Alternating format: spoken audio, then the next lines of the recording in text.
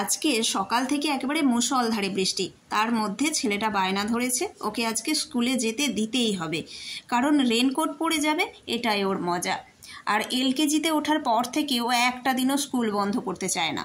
আসলে এখন স্কুলে বন্ধু হয়েছে, অ্যাডজাস্টমেন্ট হয়ে গেছে, টিচাররা খুব ভালো, সেই জন্য স্কুল বন্ধ করার কথা বললে ওর মাথা খারাপ।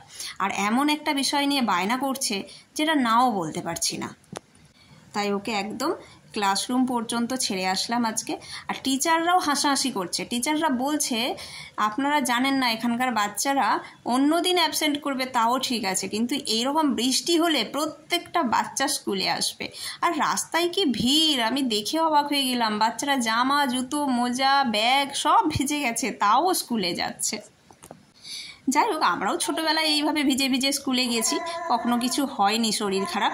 তাই এটাই ভয় লাগে যে বাচ্চাদের যাতে এত বৃষ্টিতে ভিজে পরে শরীর খারাপ না হয়। তো ভগবানের কাছে প্রার্থনা করি ওরা প্রত্যেকটা বাচ্চা সুস্থ থাক, ভালো থাক, আনন্দে থাক। এবং এই যে বাচ্চারা প্রত্যেকটা ওয়েদারের সাথে নিজেদেরকে, প্রত্যেকটা ঋতুর সাথে নিজেদেরকে মানিয়ে নেওয়ার চেষ্টা করছে, এটাই ভালো ব্যাপার।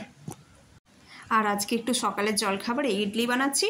ইডলির ব্যাটারটা কালকেই রেডি করে রেখেছিলাম, দেখালাম ভালোভাবে ফার্মেন্টেশন হয়ে গেছে, একদম ফুলে উঠেছে। আর আমি এই ইডলি, ধোসা, সাম্বার, চাটনি এগুলো শিখেছি এখানে এসে।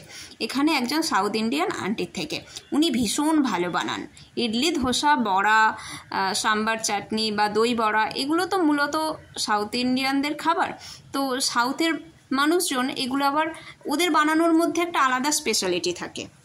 আমি তো এর আগেও কলকাতাতে এগুলো খেয়েছি, কিন্তু তারপরে বা বাড়িতেও বানানো খেয়েছি, ইডলি, ধোসা দুটোই খেয়েছি, কিন্তু এখানে আন্টির থেকে শেখার পর আমি তফাৎটা বুঝলাম।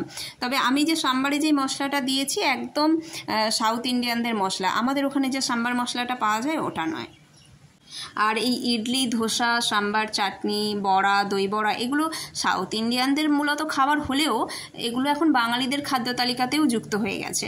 আর এগুলো আমরা খেতে খুব ভালোবাসি, তাই বারবার তো আর বাইরে খেতে যাওয়া সম্ভব নয়। তাই নিজেই যদি শিখে রাখি, যখন ইচ্ছে হবে বাড়িতে বানিয়ে খাওয়া যেতে পারে। আর ডোডোর টিফিনেও দেওয়া যায় ইডলিটা ভালোভাবে, ইডলি, ধোসা দুটোই দেওয়া যায়। প্রত্যেকটা দেশের, প্রত্যেকটা রাজ্যের ওয়েদার অনুযায়ী তাদের খাওয়া দাওয়া অনেকটাই আলাদা।